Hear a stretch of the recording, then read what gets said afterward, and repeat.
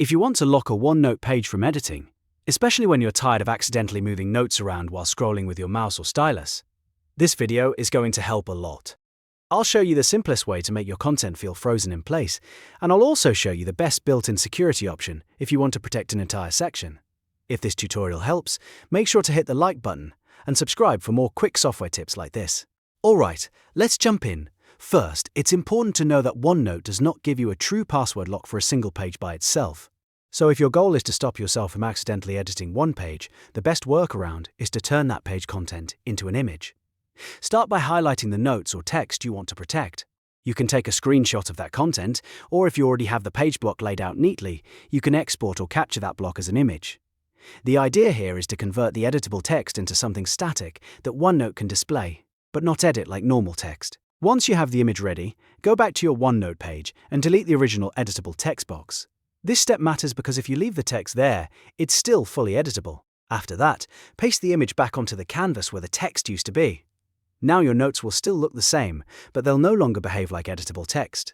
Next, right-click the image and choose Set Picture as Background. This is the key step that really locks it down.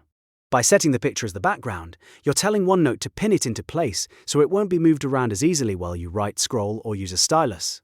That means the content stays firmly in the layout, and you don't have to worry about accidentally dragging it or changing it while taking notes. This is the easiest way to make a single OneNote page feel locked from editing.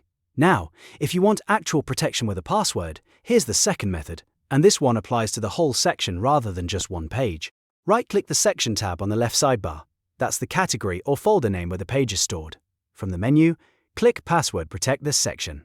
Once the section protection options appear, choose Set Password. Then enter a strong password, confirm it, and save it.